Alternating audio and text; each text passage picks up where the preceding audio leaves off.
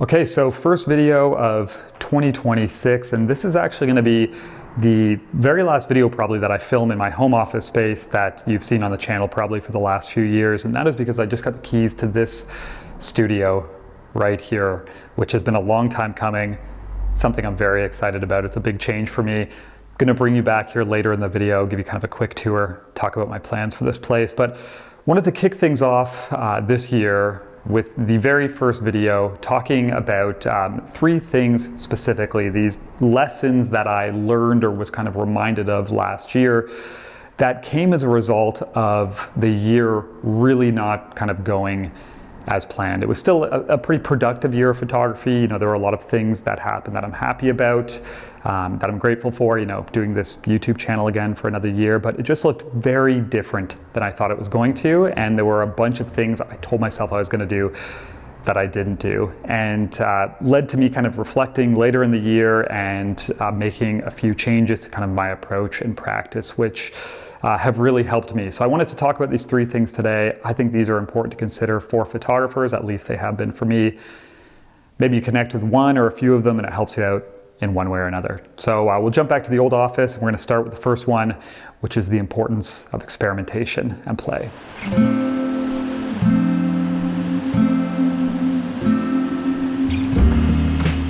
So if there was one way to sum up 2025, I'd say it was a year of experimentation, which is not what I planned for, just kind of what it turned out to be. And I went into the year with the goal of making some really big progress with my Slate City project, which is the long-term work I'm doing up in North Wales, documenting the slate landscapes. But here we are at the end of the year, and looking back now, I did a total of 3 different shoots for Slate City.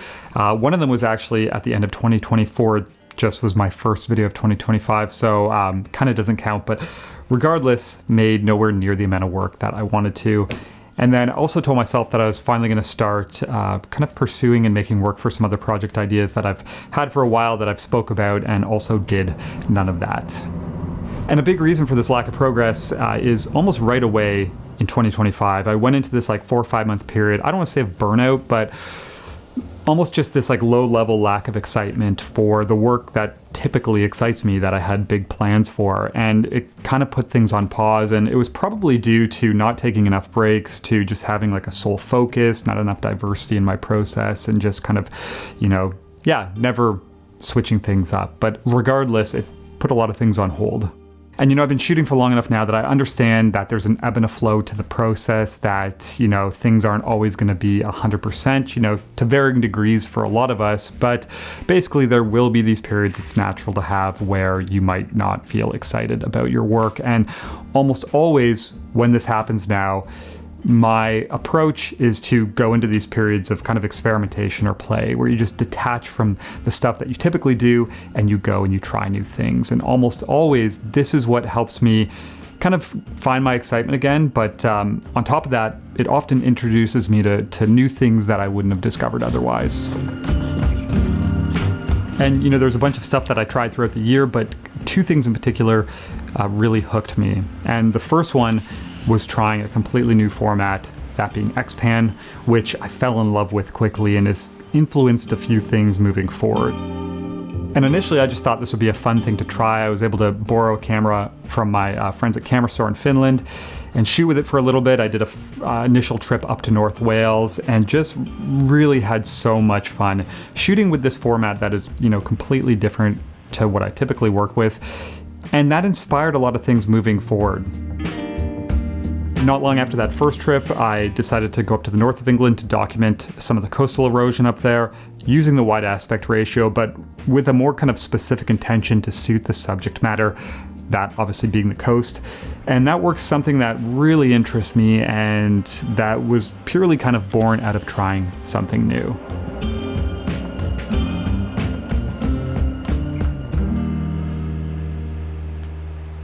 The second thing that came from this experimenting is something that I really fell in love with later in the year, and that is starting to do some darkroom printing again for the first time in 20 years. And this had been on my to-do list for a really long time, and I finally decided to go and buy an enlarger and, dive back into the process here. And it also is kind of what inspired me a little bit to go and get this space that I'm going to show you after.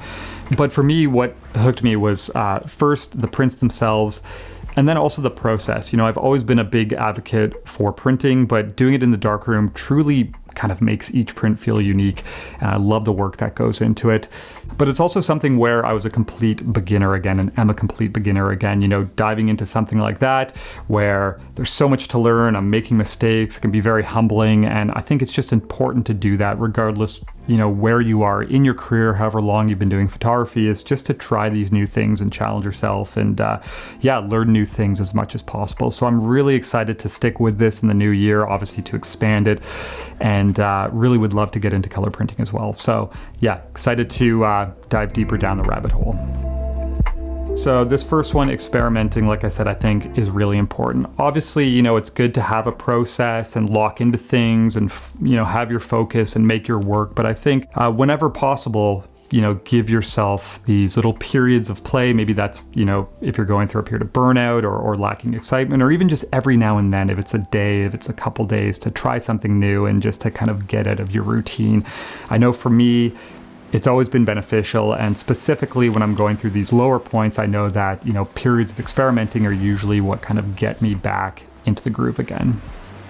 So the second thing that we're going to talk about next is something that I stopped doing for the most part last year, and I feel like it really held back kind of my progress and a lot of my work. But before we get into that, just have to quickly take a second to talk about the sponsor today, which is Squarespace. So on the topic of making changes this year, one of the things I decided I wanted to return to was writing again, but specifically bringing it back to my website rather than on social platforms. And I've been using Squarespace for my website for the past few years now, and I've loved the platform. If you're starting from scratch, they have a number of professional looking templates or something like their blueprint builder that'll help you build your website in a matter of minutes. But for me, I love how easy it is to customize or expand my site when I have new ideas. And as an example, when I decided I wanted to start writing a blog again, it was as simple as adding a pre-made blog template page and starting to write. But also, I love how easy it is to do things like update image galleries by simply clicking and dragging to reorder, or even adding an online shop with new products. So if you've been wanting to make a website for your photography, check out squarespace.com, sign up for a free trial, test it out, and when you're ready to launch, you can use my link below to save 10% off your first purchase of a website or domain. Okay, let's get back into it. So the second thing I want to touch on is something that I really want to place a lot of focus on this year, and that I think can easily get away from you at times, and that is taking consistent action when it comes to image making. And specifically with this, I mean kind of shifting the balance heavier towards image making away from planning. And obviously both things are very important. I've spoke about that quite a bit, but I think what happens, at least for me sometimes, is if I'm not careful, I can get so busy planning the image making side of things that I don't actually go out and make the images. And, looking back on last year, this is what happened to me, especially as I started to get excited about things again and the projects that I'm doing. I almost got a little bit too precious with it, where I spent so much time thinking about the direction or the specific images I wanted to make, or researching locations or planning. All very good things, but as a result, I didn't actually get out much to go and make work. And one of the things for me that I've realized is true is to make a few good images, I have to go and make a lot of images. And there's also just things that happen by chance and that are unpredictable that come as a result of, just getting out often. So my focus this year isn't to abandon thoughtfulness or planning with my work, but almost push that to the end of the year and really just worry about image making. Specifically, taking these ideas I have, taking this list of locations, not worrying if it's going to be good or not, or if the weather's perfect or if the light's perfect. Just go and make photographs and bring it all together later and see where I'm at. So specifically, spending a lot of time on Slate City, but also these World War II subjects that I've spoke about on the channel over the years, the old airfields, the defense line, just a heavy emphasis on making photographs. And as I sit here editing this video, it's only a few days into the new year, and I've already been out on 2 separate occasions shooting some large format color film in my local area for a project that's interested me for a really long time now. So just trying to take way more action and make a lot more progress.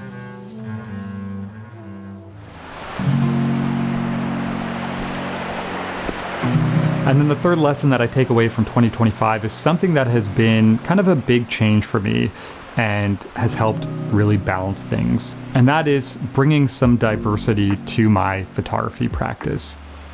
And what I mean by that is not having such a strong kind of singular focus on one thing as my kind of photography pursuit. And this is very much something I've struggled with over the years. You know, I'm the type of person where I get interested in something and I start doing it and it's all I think of and it's all I do. And for the past 5 years, what that's looked like is doing this YouTube channel and sharing my photography process through it. And it's been incredible and amazing, and I feel so fortunate to be able to do this. I have no plans of changing that or stopping. But inevitably, once a year, I've reached this period where I start to, I guess you could say, burn out or just struggle with it. And as mentioned at the start of 2025, you know, I went through that kind of extended period of burnout or whatever you want to call it. And it actually encouraged me to finally go and start pursuing and taking action on some ideas I've had for quite a while now. And, you know, it's only been a few months of doing these new things, but the change in approach and the variety has been so beneficial across the board, including with my kind of excitement and energy for making YouTube videos. So what those plans look like, you know, they tie into this new studio space that I'm going to show you. But, you know, first one is having a dedicated darkroom space. Very quickly after doing that printing video at the end of last year, I knew that I wanted to have a dedicated space and really make that a part of my workflow moving forward. So I'm excited to be able to build out something like that. The second thing is to start offering film scanning services and have a permanent space to do that out of. I've invested in some new equipment, which I'll talk about, I'm sure, in the future to go alongside the Frontier, but that's something I really want to do as well, and was kind of my initial plan when I first got the Frontier. Also having a creative space and a studio to offer some like smaller or private workshops is something I've spoke about and something I've really wanted to do. But then also having a place to expand in the future, potentially for camera sales and repair and restoration, something that I've really loved doing on a small scale over the last number of years. So these are all things that I've wanted to do for a really long time. They've been on the back burner and I've just been stubborn with my like singular focus and haven't made time for them. But almost immediately after starting these things, I've already noticed the benefit of having something to switch off to every now and then. And you know, I'm busier because I've added more things, but I feel like I'm almost more efficient. You know, now when I go into making YouTube videos, I have way more energy. I'm way more excited because it's not the sole thing I've been doing. So I'm really excited to see where this all goes moving forward. But I wanted to end this with this one because I think, you know, having variety is important. It doesn't have to be obviously getting a studio or starting all these different things.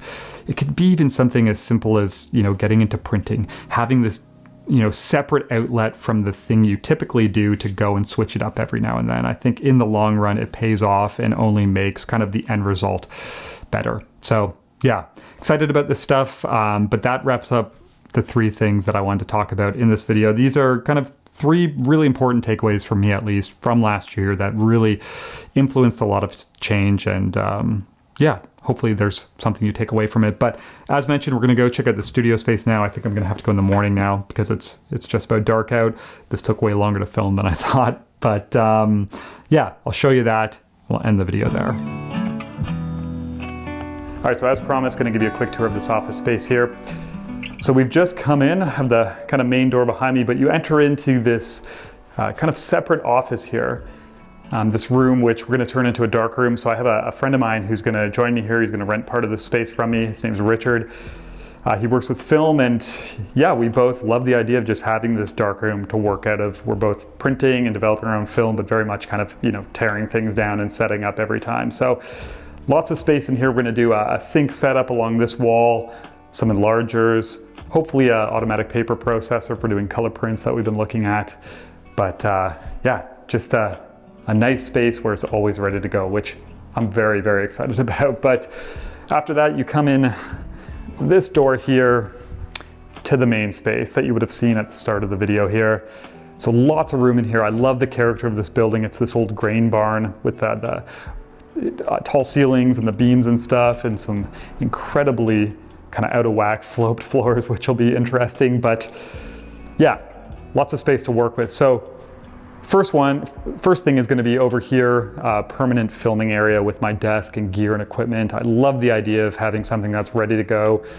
It'll be a nice luxury after 5 years of, again, setting up and tearing down, which is fine, but yeah, this is exciting. Second thing, scanning station. So we're going to bring the Frontier in, it's going to go right there, and then second scanning station is going to be this old PowerMac G4 with this thing right here, an old Imicon Flex-Type Precision 2, which is, I think, from the year 2000. I just picked this up. It can do all the way up to 4x5 sheet film.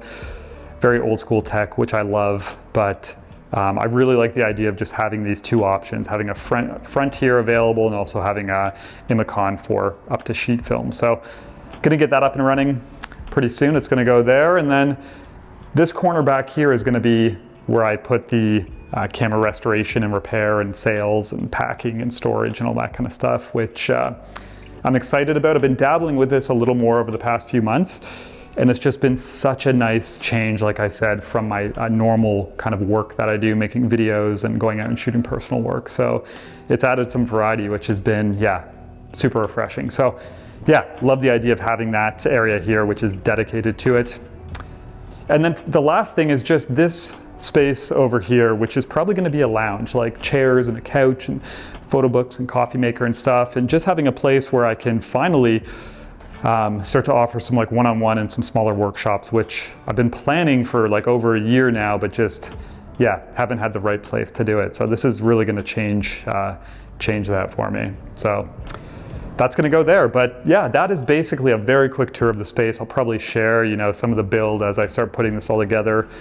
There's a lot of work to do, but yeah, very excited about the possibilities and kind of opportunities that this is going to open up. Like I said, long time coming. So yeah, this has changed a lot for me, you know, just diversity and adding a lot to my kind of approach and also my business. And obviously all of these things are business related for me, but I think even if you know, you're just doing photography for fun or it's like your passion, I still think that, you know, having something you can turn to that gives you a break from your, you know, your normal approach or the one thing that you do can, yeah, really be refreshing and quite inspiring in the long run. So anyways, that's it for this one. Thank you for watching this video as always, and just thank you to everyone for watching for the past year. Obviously the interest in the channel and the fact that people actually watch is what allows me to do this full time, and I'm, yeah, will always be grateful for it. So thank you. And yeah, that's it. So I'll see you very soon with another video.